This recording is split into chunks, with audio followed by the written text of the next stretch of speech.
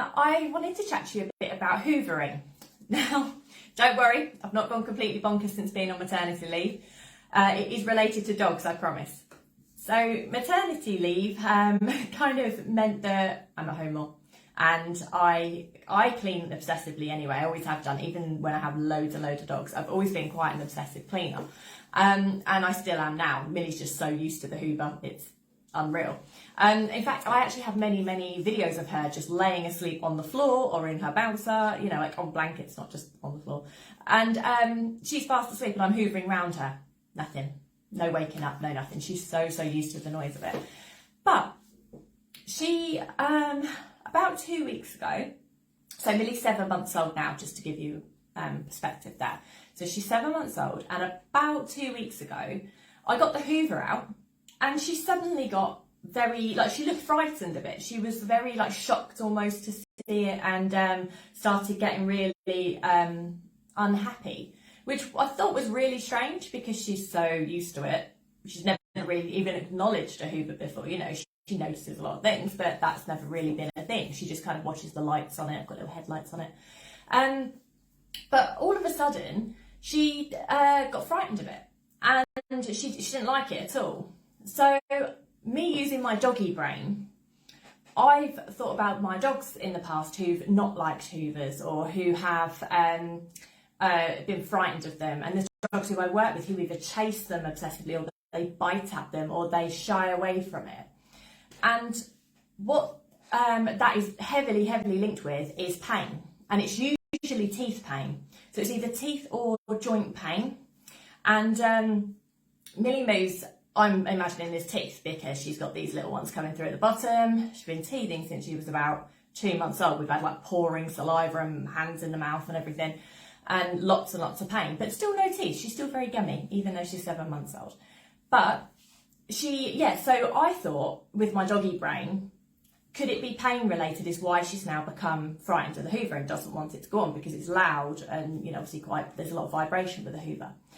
So the way in which I work this with dogs is, now bear in mind, I've had quite a lot of dogs who don't like hoovers. That's quite a standard thing when you get, when I've had rescue dogs, rehomed dogs. It's quite normal in dogs who haven't been rescued or rehomed as well, because a lot of dogs aren't keen on the noise of it, or they will chase at it because it moves backwards and forwards. So you can get a bit of like predatory chase there, play chase as well. And it's just noisy. So what I've always done with my dogs is I've said to them, they get up on the sofa when I hoover. So as soon as the hoover comes out, I teach them to get on the sofa. So I say up and they'll all get on there, rather than being on the floor. So nothing's coming at them. It's not chasing them around the room, and it's not, because if you think of it from a dog's perspective, if you have a hoover coming at you, it's, you know, it's coming backwards and forwards. We know we're just hoovering and we know it's cleaning. They don't. So to them, if they're frightened of it, or if it's loud, or it's scary, or if they have pain as well, like I say, it's heavily linked to joint pain and teeth pain, disliking a hoover in dogs. So if it's coming backwards and forwards at them, that can actually trigger a response itself, and that can cause them to have problems with it, even if they otherwise wouldn't have done, and, you know, they were fine. So I actually I teach them to get up on the sofa so that it's not coming at them, it's away from them. And I start it in a different room. So I put it on in a different room, and I bring it in like slowly away from them, and move kind of slowly in forward motions rather than like a backwards, forwards, normal hoovering kind of motion. So you have to be quite deliberate about what you're doing when you work on hoovering and things that dogs don't like. You have to set it up like you would with anything else. And so I do that when they're on the sofa, and I also do times where they see the hoover but there's no noise on. So I bring it in, and then it just stands there and they get used to the sight of it. So I've been doing a bit of this with Millie. And so obviously she's not on the sofa because she can't actually sit herself up properly yet, much as she's trying to. So I have her in her high chair. She's got things to do. She has things to chew on, which is important. So that's like because of the teethy pain. So I give her them, and I've just let her watch the hoover just being there. And then I've done having it on in the different room and kind of moving it around slowly and things. And she's started to calm back down again when she sees it. So I don't know whether all babies go through this of going, oh, I suddenly don't like the hoover, I suddenly don't like things. I imagine they do, because it's the way they associate things, I guess, like dogs. But it was interesting to see that it's around the time where her teeth were actually very, very sore, and when she was very like pouring with saliva and all like hands in her mouth and everything, that was the time when she was actually worse with the hoover, and when she got scared of it, despite always having been around it. So my dog brain just kicked in, as it does. And yeah, so things that help dogs is having a space to go where they can see it and where they feel safer away from it. So you ask them to get on and you do like short bits of hoovering, and then they can come off when the hoovering's done, so that they're not next to it and it's not coming at them and they're not having to deal with that. If you can't actually work on it, so say like, for example, if I couldn't work on the hoovering with Millie because for whatever reason I was in a hurry, you know, I'm in a hurry to hoover, therefore I've not got the time to do all of the gently stuff, and I just want the house clean. That happens. Then you either wait for with a dog, you could say you could have them in a different room or wait for them to be on a walk. Now, obviously, I can't just go put Millie in a different room and go hoovering the house unless she's asleep. She's a deep sleeper, so if she was asleep in another room, I could. But if she were awake, I would, you know, either have Tony go out with her, or I would like wait for her to be asleep in another room in order to do it, if I didn't have the time to do it gently. So much like you desensitize dogs over time with things, I've been doing that a bit with her, and she's actually not bothered about it again now. She's, even though her teeth are still very sore, she's actually not so bothered now, and she's watching it more with fascination than she is with fear, which is nice, because I wasn't a fan of that. Hang on, I've got Bob, something's coming up on this. So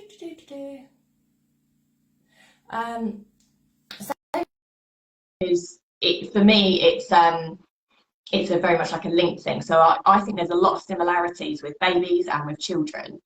No, Ellie. Babies and dogs. So I think they are very, very alike, where dogs never get beyond their mental age of a 3-year-old, like a 3-year-old human. You're always having to do things for them, and you're always having to have an element of management and control with certain things. You always have to feed them. They never kind of grow up to do things themselves because, well, it's a different species, but their mental age and capacity is that of a 3-year-old child. So for me, I've always kind of had like an army of 1, 2, 3-year-olds just charging around the house and everything. So when I see things in Millie, my dog brain just goes, and I think, oh, I know I can work with that, or I think I can work that in that way, to a point where Tony actually has to say to me, you are aware she's not a dog, aren't you? Like, she's not a dog. Stop using your dog logic with her. She's not a dog. But I treat her like a dog, you know, to me she's like a dog. Sorry, I'm just fiddling with this at the minute. Bear with me 1 second. Okay. It just disappeared from it. Yeah, so that was my kind of thoughts and ramblings at the minute. I thought it could be interesting to know, because I know there are many people in this group who have dogs who do not like hoovers, or they do not like things that make noise suddenly, and that can be it can be noise that startled them in the past. It can be due to association of it.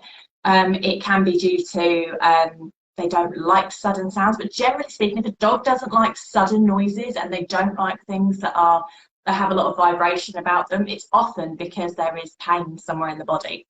So you need to look at that really as could it be arthritis? Could it be joint pain?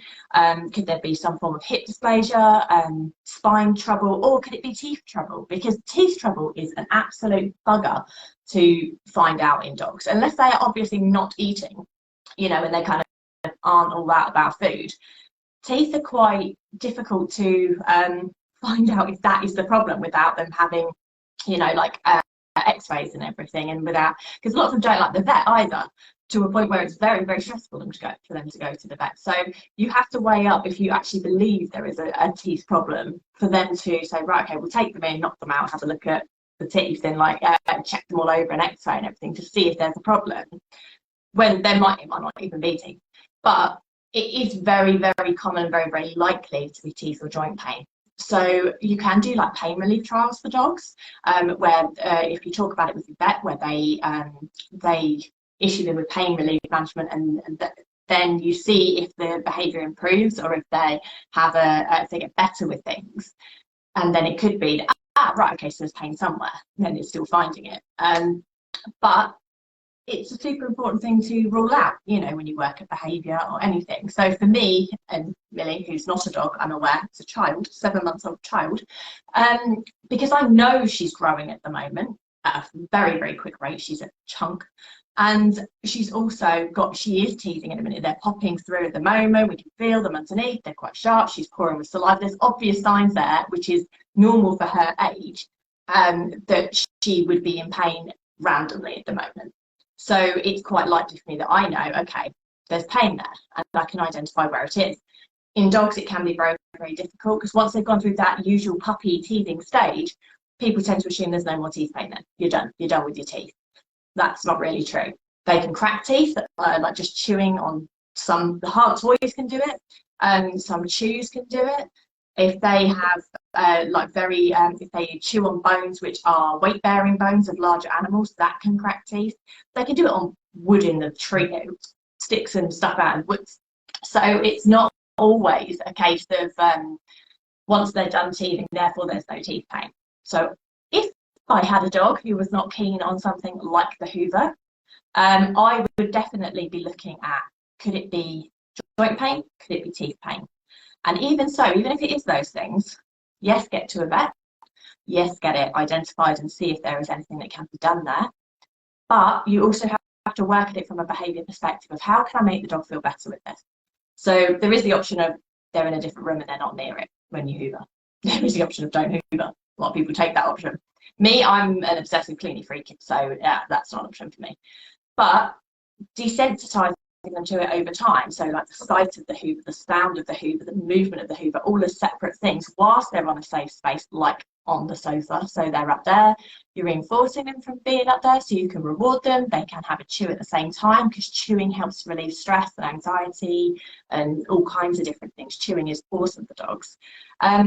You can give that to them as an option, and then just build it up slowly around them, so they're getting better with it over time. And then when you need to do your big cleans, they're elsewhere, and that can really, really help. So that is my thoughts and ramblings for today.